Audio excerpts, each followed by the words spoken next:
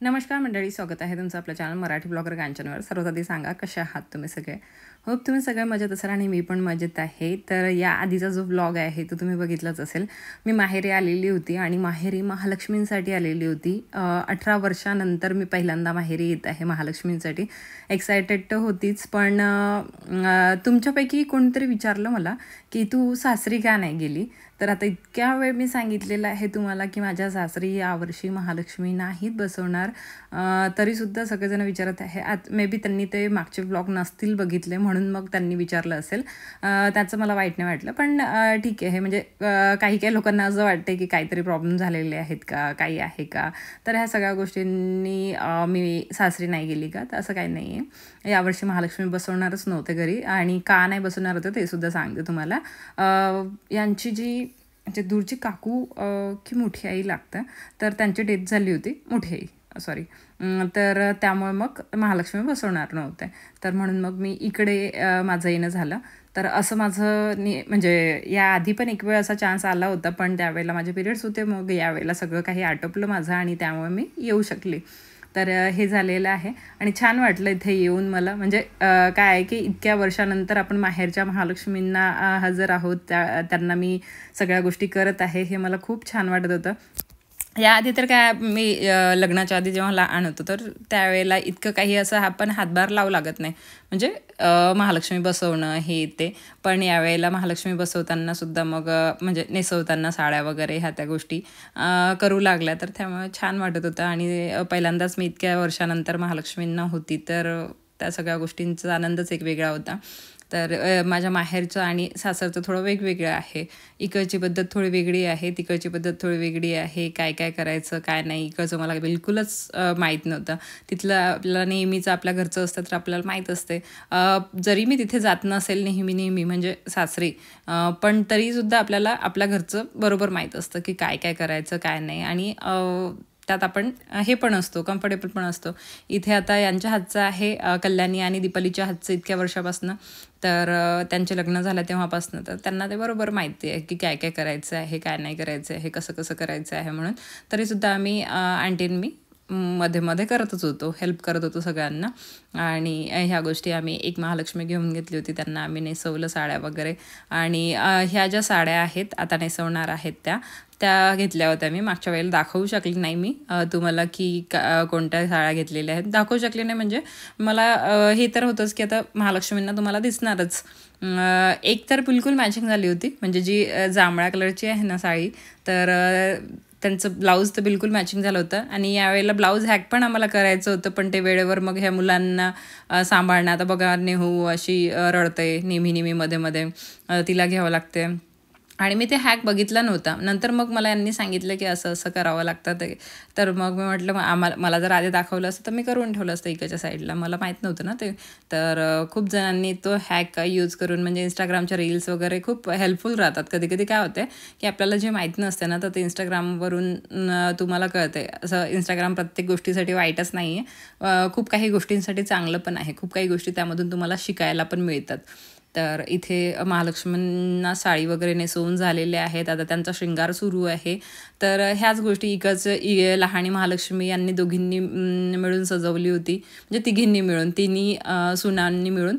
आणि इकडची मोठी महालक्ष्मी ही आम्ही आंटीनी मी मिळून सजवली होती. नंतर आमचा इकडच्या मोठ्या महालक्ष्मीचा थोडा इश्यू झाला होता, म्हणजे साडीमध्ये येते. तर मग तो आम्ही परत ज्वेलरी वगैरे काढली सगळ्या गोष्टी, नंतर मग आणखी परत लावावं लागलं. तर यात थोडा वेळ निघून गेला. आणि आईची आमची घाई इतकी सुरू असते कोणत्याही गोष्टीची की लवकर करा, लवकर आपल्याला आरती करायची आहे, हे करायचं आहे ते करायचं आहे. आणि हो, इकडच्या साईडला ना, म्हणजे माझ्या माहेरी ह्या महालक्ष्मी दुपारी जेवतात, म्हणजे 12 नंतर. आणि माझ्या सासरी ह्या महालक्ष्मी जेवतात संध्याकाळच्या. कोणाकोणाकडे अशी पद्धत आहे मला सांगाल, म्हणजे कोणाकडे सकाळी जेवतात, कोणाकडे संध्याकाळी जेवतात, हे सांगाल मला. कारण आमच्या अमरावती साईडला तर संध्याकाळी जेवतात.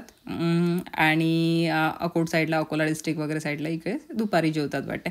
आता मी लहानपणापासून हे दुपारी जेवणं बघत होती, तर मी तिकडे गेल्यानंतर मला थोडं वेगळं वाटत होतं, पण आता मला ती सवय झाली तर हे थोडं वेगळं वाटत आहे. म्हणजे संध्याकाळपर्यंत तर आमचं स्वयंपाक वगैरे हे तेच करणं सुरू असतं. ज्यावेळेला आता तुम्ही मागचे ब्लॉग जर बघितले असतील महालक्ष्मींचे, तर आमच्या सगळ्या गोष्टी सुरू असतात आणि इथे संध्याकाळपर्यंत जेवणंसुद्धा आटपून जातात सगळ्या गोष्टींचे. आईने खूप छान फराळाचं बनवलं होतं महालक्ष्मींसाठी. दरवर्षीच ती बनवते. माझ्या माहेरी ही सगळ्या गोष्टी बनवण्याची पद्धत आहे, माझ्या सासरी पद्धत नाही आहे. अशा वेगवेगळ्या पद्धती असतात प्रत्येक जागेच्या आणि त्या पद्धती आपण समोर नेत असतो. इथे रांगोळी काढली होती पहिल्यांदा, तर असा वेल काढला. तो वेल कोणाला आवडला नाही, मग ते पूर्ण रांगोळी पुसून काढले, म्हणजे तो वेल पूर्ण पुसून काढला. आणि नंतर मग माझाच जो मी नेहमी काढते, मला एकतर तुम्हाला सांगितलेलं मला रांगोळी येत नाही, म्हणजे अशा खूप काही गोष्टी आहेत की ज्या येत नाही आणि अशा खूप काही गोष्टी आहेत ज्या येतात. तर त्यात आपल्याला असं वाईट वाटून घ्यायची गरज नाही आहे की तुम्हाला ही गोष्ट येत नाही. म्हणजे असं काही नाही की काढायला गेली तर मला येते, म्हणजे आपण जर खूप जास्त त्यात मेहनत घेतली तर. पण मला असं वाटते की या गोष्टींमध्ये मेहनत घेतल्यापेक्षा अशा काही गोष्टींमध्ये मेहनत घेतली पाहिजे ज्यात तुम्ही म्हणजे ज्या लोकांना येत नाहीत. आता समजा ही रांगोळी आहे, तर रांगोळी खूप साधीही काढली रांगोळी रांगोळी असते आणि खूप चांगली पण काढली तरी रांगोळी रांगोळीच आहे.